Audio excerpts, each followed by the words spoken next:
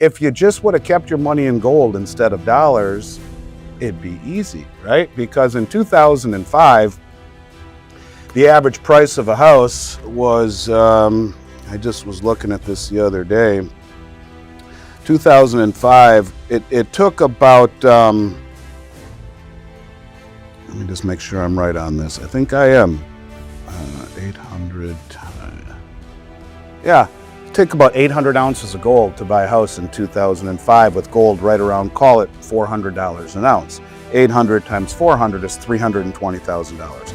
So let's just say that you sold your house in 2005 for $320,000 and you kept the proceeds in gold since '05. And I can go back to 1960 and draw the same analogy, by the way, which I'm happy to do for you after here, but you decide to put it in gold.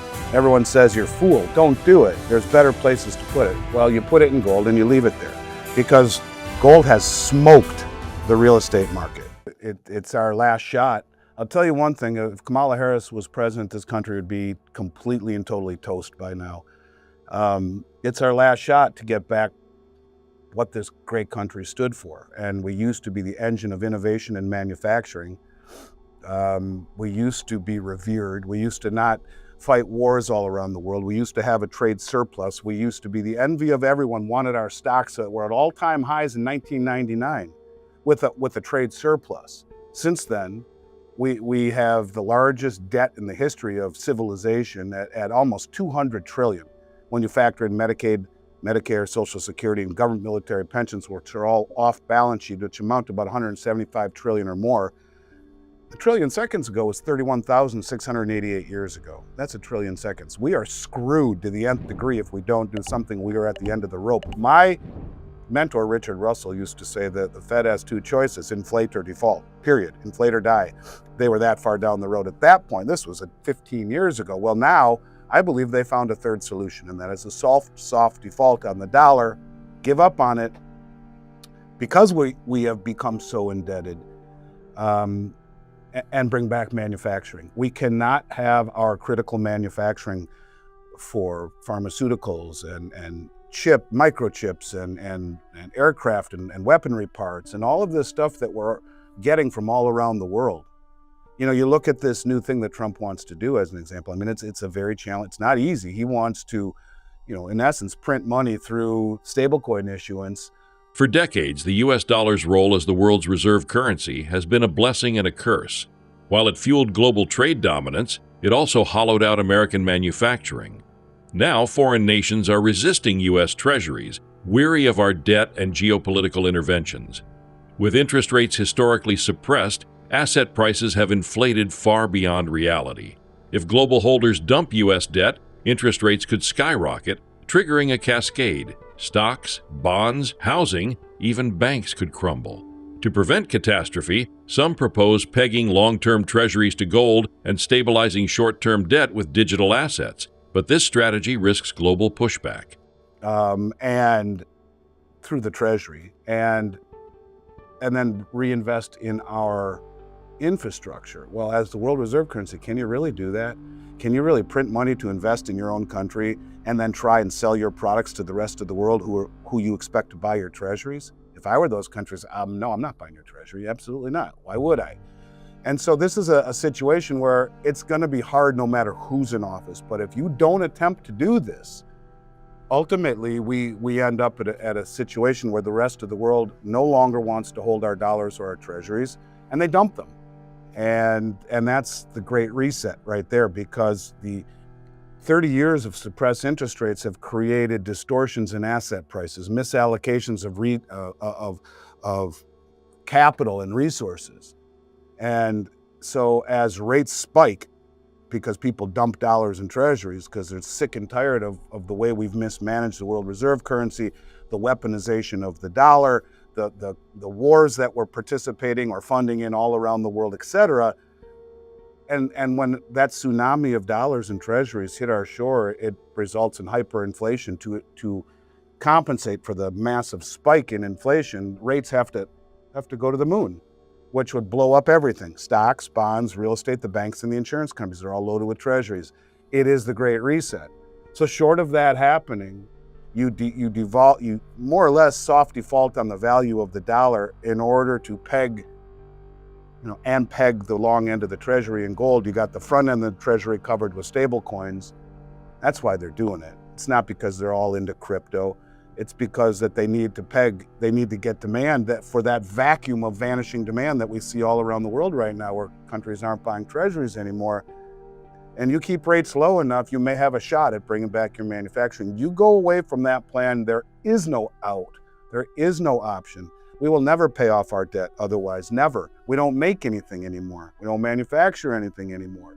So is AI enough to do it? Hell no, it's not, because the rest of the world is doing AI too. And so I think we've squandered a beautiful opportunity, and what once was a privilege to be the world reserve currency is now more of a problem, because we continue to hollow out and eviscerate our manufacturing with the world reserve currency status.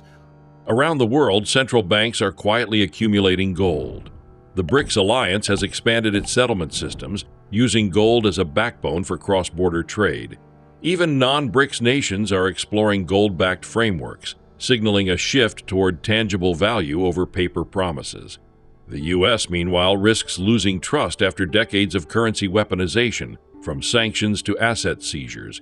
History shows that once trust in a reserve currency is lost, recovery is nearly impossible.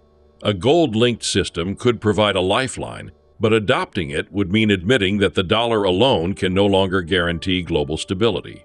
China doesn't want to be the world reserve currency. They don't want to do that because they'll hollow out their manufacturing too. Instead, I believe gold will be the de facto reserve. It will act as the treasury. And you are seeing all sorts of things going on right now where countries are trading their own central bank digital currencies, in particular over the BRICS bridge that has now been expanded to non-BRICS nations, and settling imbalances in gold. I believe that is the framework, whether it be backing the treasury and redeemability, or the way that the BRICS have spoken of in their unit token, and the way they're doing it right now with the expansion of the Shanghai Gold Exchange to other locations throughout the Belt Road. Redeemability will be in gold. That is not replacing the currency, but it's replacing what stands behind the currency. And it's the trust that we have squandered through weaponization, in particular against Russia, where much of the world thinks we're no better than they are. We invaded Iraq 22 years ago, and we're still there. And we went there for weapons of mass destruction. Sorry, we didn't find it. I know we blew everything up, toppled your regime, but hey, sorry. Well, why do we not face the similar repercussions that someone like Russia did? We made the decision as the world reserve currency to be judge, jury, and executioner. I'm not passing any judgment on any war. I'm just simply saying, as the world reserve currency, it is not the prerogative of the issuer to make those kind of decisions, especially when many would say our actions are just as provocative as others, or more. And so that puts trust in a system that's all about trust. It's not backed by anything anymore but trust, the full faith and credit. What credit? We're broke, we're insolvent. The faith? What faith? We take 5 billion of Russian Forex reserves and kick them out of SWIFT because they're doing what they believe they need to do. But when we do it, there is no repercussions. That's pissed off the world, in a line you can't come back from unless you do something very drastic. And I think that's where we are right now, drastic measures, because short of that, I have no idea how you pay off 28 trillion just in maturing treasuries. Forget about everything else. In 3 years with 15 trillion in tax revenue and a 3 trillion per year to boot, trade deficit or more. You're talking 25% of the way there. And then what? So you have to start thinking outside the box right now, and I think that's what this is. America's housing market is a case study in distorted economics. Ultra-low interest rates allowed buyers to lock in 3% mortgages, inflating home prices beyond reach for new generations. Today, with rates above 7%, homeowners are trapped, unable to sell without losing their low payments, while new buyers face crushing borrowing costs. But here's the deeper truth. In gold terms, housing hasn't grown in value at all. Over decades, gold has consistently preserved purchasing power, often outperforming real estate. The problem isn't just home prices, it's the dollar's erosion, fueled by debt, monetary manipulation, and years of artificially cheap credit. You could argue that GDP is fugazi in that respect, and not to mention our indebtedness right now is 120+% of debt to GDP. If you add in the off-balance sheet, we're well over 200%, and there's never been a country that's crossed 130 and come back without hyperinflating or defaulting. We're right there, and we're over it if you take our off-balance sheet obligations, Medicare, Medicaid, Social Security, government military pensions, and the like. But you're right. What has happened is that through suppression of interest rates, you created these distortions in asset prices like homes. And what happened with the residential real estate is that you drop interest rates on the federal funds rate to zero. You have 3% mortgages, and unlike where you are in Canada, we can lock that in for 30 years, not 5-year re-amortized in Canada, which makes it a little bit more difficult. So you get people that, 6-7 years ago, well, like, shit, the interest rates are at zero. I can get a 30-year mortgage for 3%, and well, we can buy a bigger house and we can do all of these things. So they lock in at 3%, and their rate is relatively low. That's great until you lose your job. And so the lower rates made prices go higher and higher and higher because more people could afford more and more and more. And so what you have now is a situation where people are trapped. They're locked into their mortgages. They can't carry their mortgage with them. If they sell their house, the cost of lending now is up over double, 2.5 times at 7% on a 30-year mortgage. So now you can't even move laterally. You can't take that rate with you. And no one wants to lower the price of their house. So you have younger people who have to pay a much higher price with much tougher lending standards, with much higher rates. But guess what? If you just would have kept your money in gold instead of dollars, it'd be easy, right? Because in 2005, the average price of a house was, I just was looking at this the other day, 2005, it took about, let me just make sure I'm right on this. I think I am. 800 times. Yeah, take about 800 ounces of gold to buy a house in 2005 with gold right around, call it $400 an ounce. 800 times 400 is $320,000. So let's just say that you sold your house in 2005 for $320,000, and you kept the proceeds in gold since '05. And I can go back to 1960 and draw the same analogy, by the way, which I'm happy to do for you after here. But you decide to put it in gold. Everyone says you're a fool. Don't do it. There's better places to put it. Well, you put it in gold and you leave it there because gold has smoked the real estate market. Official inflation numbers paint a calm picture, around 3%. But alternative analyses like shadow stats suggest real inflation could be 12% or more if calculated as it was in the 1980s. Government metrics are routinely adjusted to present stability, masking the true cost of living. Wage growth lags far behind, and essential goods, from housing to healthcare, rise faster than reported. These distortions erode savings, trap households in debt, and create a generation that cannot afford to buy into the system. In reality, the full faith and credit of the United States now rests on shaky ground as faith and credit both diminish. Since '05, and go back even further. But the point of it is that those 800 ounces today at $3,400 is $2.5 million or more, whereas almost 3 million, is that right? 800 times 3,400, $2,700,000, right? That $320,000 doesn't even buy you a house right now, as the average price is over $400,000. The point of it is the dollar is losing value against things like real estate. Saving in dollars, you're destined to go broke. You put it in gold, well, it doesn't earn any interest. Who gives a crap? It keeps pace with inflation. Go back to 1960 and do the same thing. The price of gold was $35 an ounce. The Census Bureau will tell you a house was $17,000 in 1960. Do the math. $17,000 divided by 35 is 485 ounces. So your great-grandparents, I go, Grandma and Grandpa left us 485 ounces of gold. Should we just pay for the house?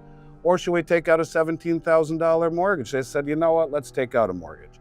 We have put 485 ounces under their mattress for the last 64 years, earning nothing but dust.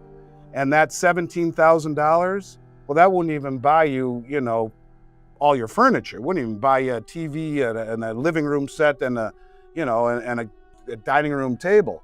But the 485 ounces of gold, well, let's see, what's that worth? Times 3,400, $1,650,000. The average price of a house today, call it 400,000, it buys you 4 houses. So when you talk about what gold does, it is it's, you don't buy it to become wealthy. You buy it because it is wealth and because it retains your purchasing power, no matter how you look at it and how far back you go. America stands at an unprecedented economic inflection point. We face unpayable debts, fragile trust in the dollar, a distorted housing market, and an accelerating shift toward gold-backed global trade. Simply maintaining the status quo is no longer an option. Foreign competitors, technological shifts, and monetary realities are forcing change. The choice is stark. Restructure the economy through bold manufacturing revival, honest monetary policy, and restored trust, or risk a currency collapse that triggers the Great Reset. In this era of rapid AI, geopolitical tension, and fiscal instability, the next moves will determine whether America remains a leader or fades into history. And you're right. The reason people can't afford houses right now is they've destroyed the value of the dollar, period.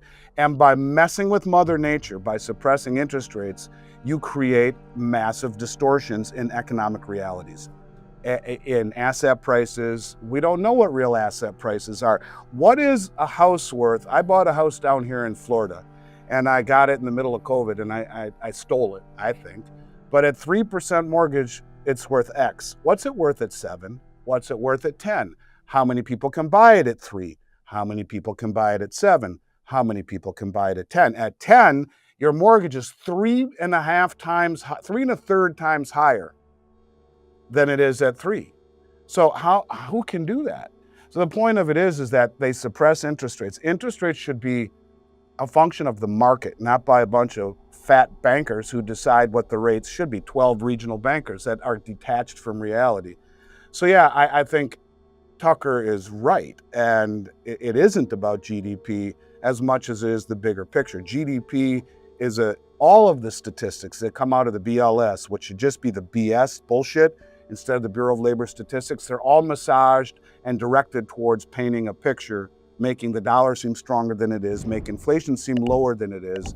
All of these things make unemployment seem better. You know, they say inflation is under 3%, yet John Williams of Shadow Stats just uses the numbers the way they used to be calculated during the Carter and Reagan administration before they were changed. He says add an 11 to that. You have 12 or 13 or 14% inflation, not the 2 or 3 that we're being told. So all of these things function or factor into that point. So yeah, this is probably the most difficult time it's ever been for young people to want to buy a home because of higher interest rates, because of asset prices that are skewed. And now you add into it AI and the more challenging labor market, it's only going to get worse before it gets better, in my opinion.